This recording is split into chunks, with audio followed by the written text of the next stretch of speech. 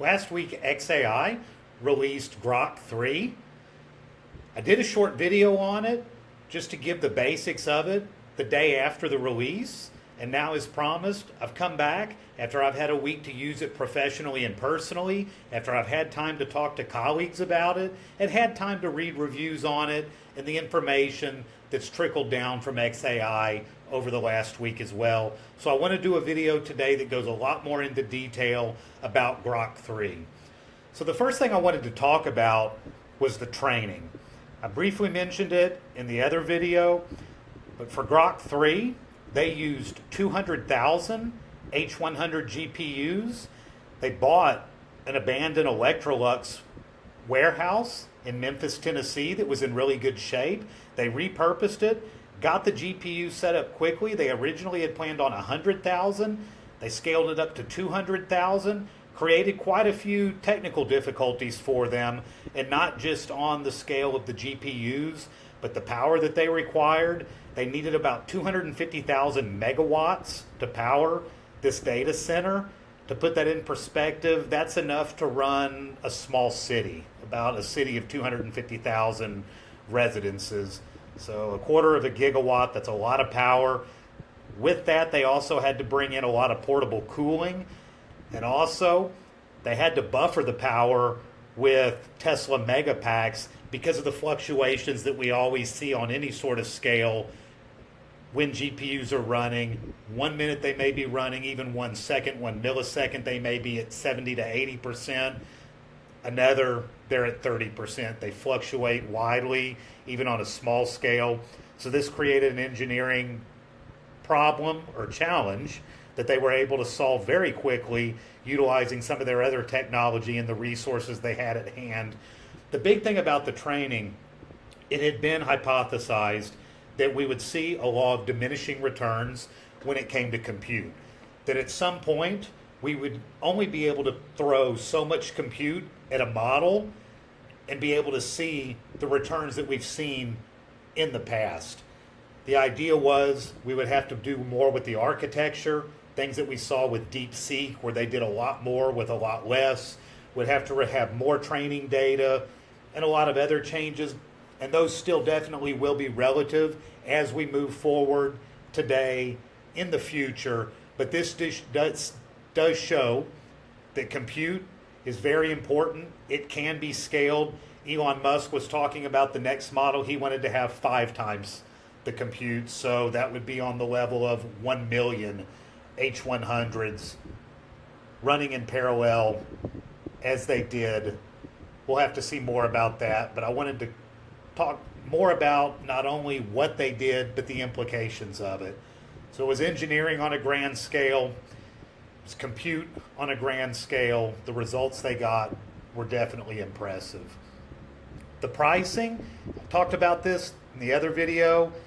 The pricing has about doubled for whatever region you're in. Again, depending on where you are, depends on what you'll pay.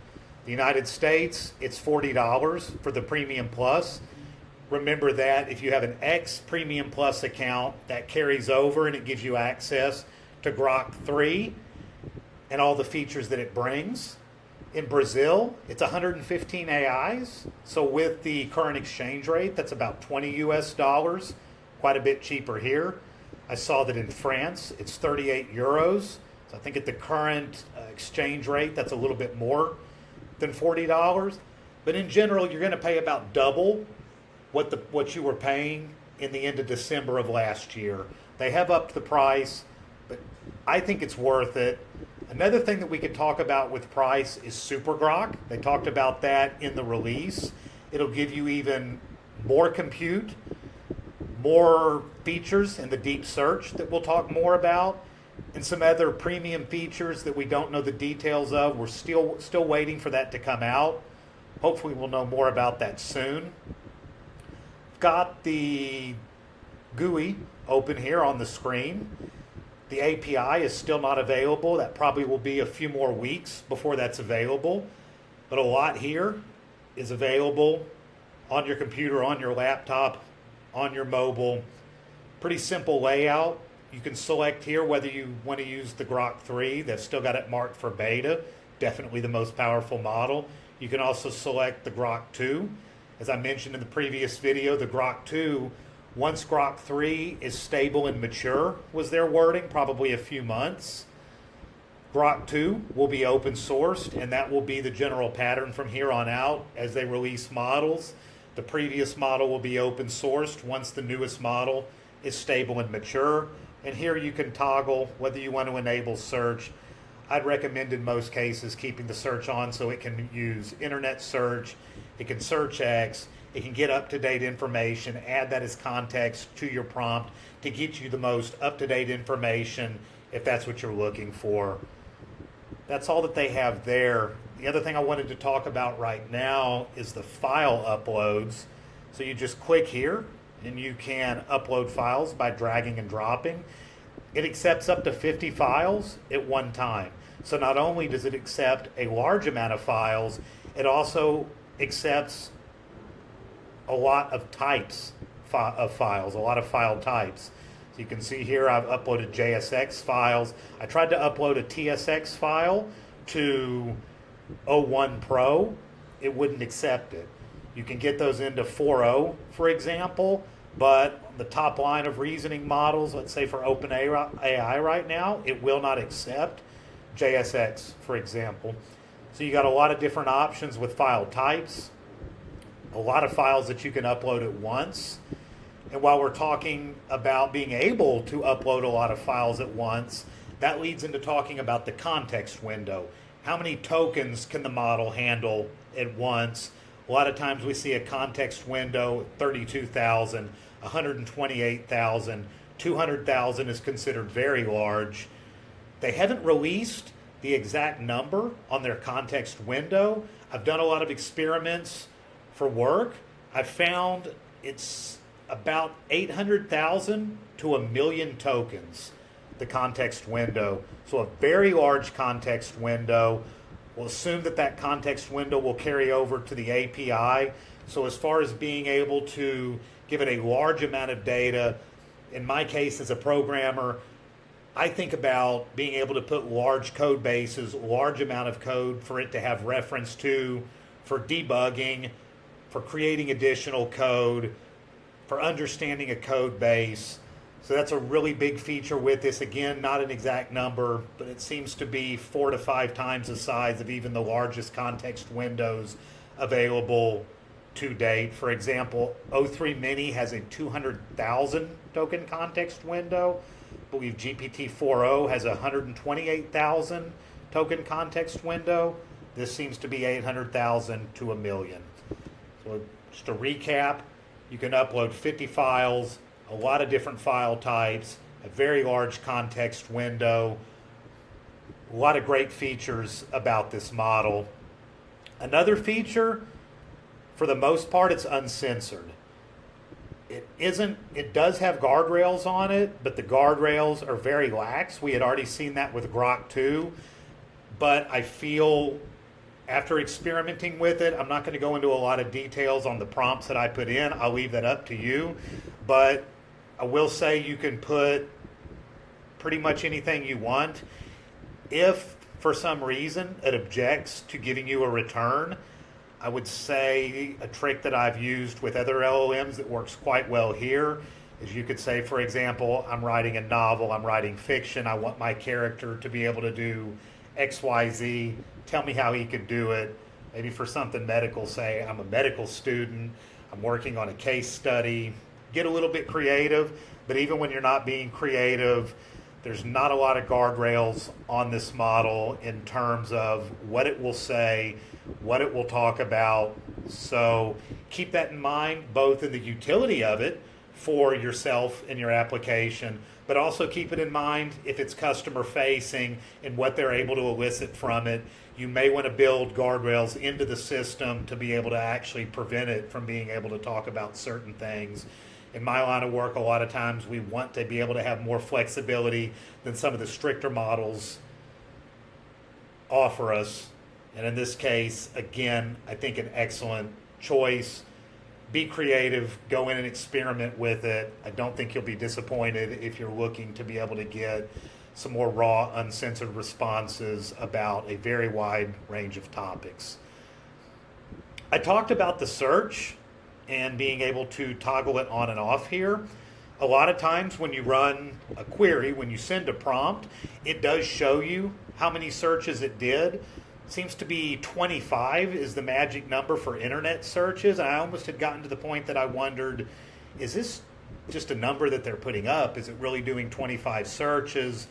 And lately, I've also seen on some prompts, as I experimented more with it during the week, that it not only was doing internet searches, it was pulling information off of X. So for example, I remember one search I did, it got 5 results from X, 20 results from the internet, incorporated that into the response. So I think it's got a pretty powerful search capabilities when you turn that on. Again, we'll have to see what is available when the API comes out. Sometimes the search isn't available on LLMs in the API. You can implement that on the side with other tools. Another aspect that was immediately available is the think. So this is a hybrid model, if you would. If you put a prompt in, just as we have it set up here, it's going to run like a normal LLM. It has very fast latency, the time to first token as it starts to stream the response. You can also turn on the think, and this turns it into a reasoning model where it uses chain of thought, as we've talked about. It thinks about the task at hand. It plans it out. It's able to think about and review its own chain of thought, correct mistakes that it made, and finally give a final output. Of course, the cost is you will experience more latency, so this isn't something to always have active, but if you have a task that you're finding that it's struggling with by using it in its regular mode, definitely think about turning on the think to be able to get it to use that chain of thought that it was trained to be able to use. So much like O1, O3 Mini, DeepSeek's R1, a lot of the other reasoning models that have been coming out that we've been talking about that I'll be making future videos about. Grok 3 is a reasoning model, but you have to activate it. I have a feeling in the API there will be a parameter that we'll set on whether we want to use that or not. It's got image capabilities, so down here, if you hit these, like a lot of those that we see, if we want to research or brainstorm, it just gives us a little bit of a builder for the prompt, nothing more than that. Now, talking about research, we'll get into the deep search here in a second, but for the rest of these, the create image is another aspect. I'll just go back to something I did. I said, draw a cat in a sweater looking out of the window on a snowy day, drinking a cup of coffee. He should be bipedal, cute, and fun. That was the first shot that I gave it at that prompt. Gave a nice little response back. Reminds me of my cat from back in the day. So keep in mind that this model, you can create images. It is multimodal, like we talked about. So it not only understands text input, but it also has vision. So you can give it images, PDFs, have it look at it, reason over it, reasoning both in the sense of using it as a general model or as a reasoning model. I just wanted to point that out. It is capable of creating images. It does very well with code as well. More on that. So this deep search that you can enable, I'm not sure the limit per day that we get with the Premium Plus. They've alluded to the fact that the Super Grok will give you more, not only in how many deep searches you can do in a day, but other features as well. I would liken this to the deep research of OpenAI or Gemini. You give it a prompt, you turn on the deep search, you enable that prompt. The latency is significant. It can take minutes, it can take 10 minutes. It depends on the complexity of the task that you give it, but it goes out, it gets good, reliable sources from the internet. It then uses those sources to create a report for you on the level, if you prompt it well enough, if you were doing a scientific prompt, scientific research. This is the pinnacle of the deep reasoning and utilizing search. And like I said, I would compare it to deep research of OpenAI, of Gemini, Very powerful feature. I've used it a bit. As I said, there's a lot of latency, a lot of time that you have to wait for the results to come back. So I haven't experimented with it heavily. I was happy with the results that I got. I would say it's comparable to the other deep research models and features that are available to us at this point. So those are the big things here. You can also enable temporary chat. If you enable a temporary chat, it tells us this chat is temporary, won't appear in your history or be used to train models. We may securely retain it for up to 30 days for safety purposes. So if you don't want them using the data, if you don't want it to be in your history, that's a feature they give you. And here, it just gives us a history. You're able to edit your history quickly. I've got a few of mine that I've been using, but a feature that we see in any model where we've got a paid plan, a lot of models where we don't even have a paid plan. And that's about all there is to the GUI. They've said that voice is coming out shortly, so you'll be able to talk to it, much like we can do with 4.0. It also will have a mode where it can talk back to you if you so wish. So we're still waiting for that, but that'll be available for the general features for Grok 3, for the Premium Plus users. As I mentioned, the API will be available, they said, in a few weeks on the release, so we'll see when that comes out. I'm excited for that to come out as an engineer, as an ML engineer, as a person that works with AI every day. I'd love to be able to use this API. One thing nice with the API that we've seen in the past is that you can almost insert it like a Lego block, where you were using, if you were using OpenAI's chat completions or other aspects of their API. So it's very easy to substitute if you want a backup model. If, say, you want to replace OpenAI, it works very well, very quickly. I think that was done intentionally to compete with OpenAI. It probably wasn't done as much to make your life easier, but a nice feature, something to think about if you weren't already aware of that. So to talk about, like I said, I've been using it for a week here in the GUI.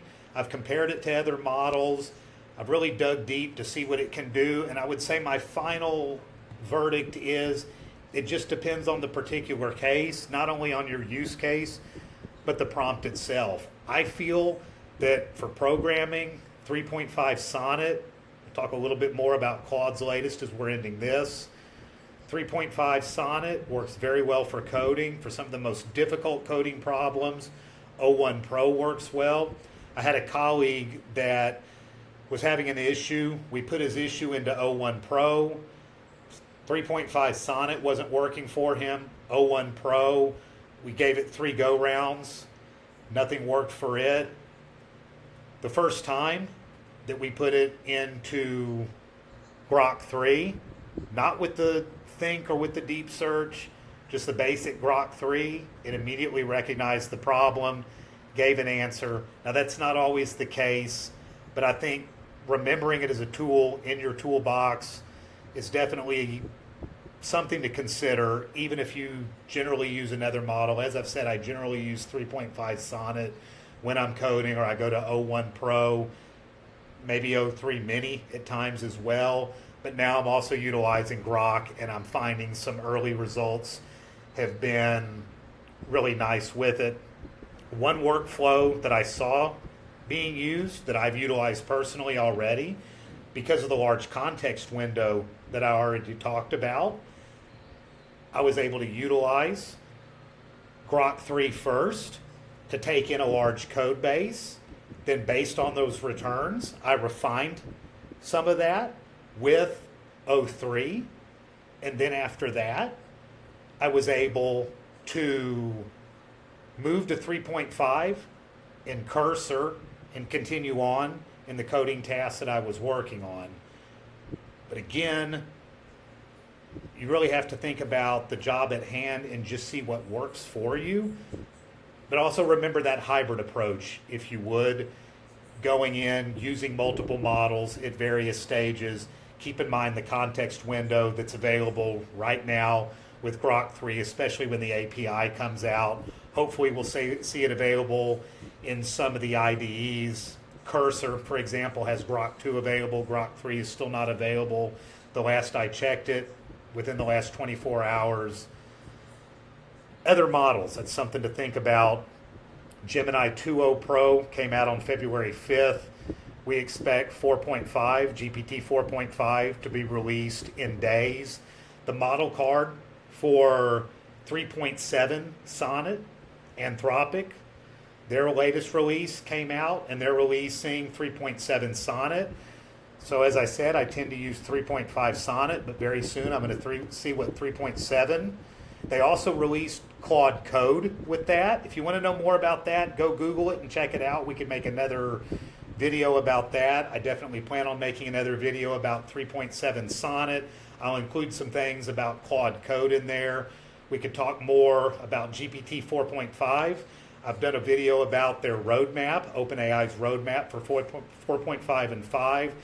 Elon Musk was happy to champion this as the best LLM on the market, but as we see, we constantly have new releases, and we know OpenAI won't let something like this upstage them for long. So I'm excited to see what OpenAI has coming for us, hopefully in the next few days. Definitely be taking a look at 3.7 Sonnet. But as I said, in closing, my final thoughts are, this is a really powerful model. It's uncensored if you need that for your use case, especially if you prompt around it a little bit. On the other end, think about putting some guardrails on it if it's forward-facing to your customers, if indeed that's something that you want to implement. A lot of different features available. The deep search, the think, handles code well, it creates images, it takes up to 50 documents, a lot of different types of documents that some of the other reasoning models don't accept. You've got to cut paste the code. That can get pretty cumbersome pretty quickly. It's got this temporary chat where they don't use your data for training. A lot more features coming out soon. The voice, the API. We'll see what Super Grok has.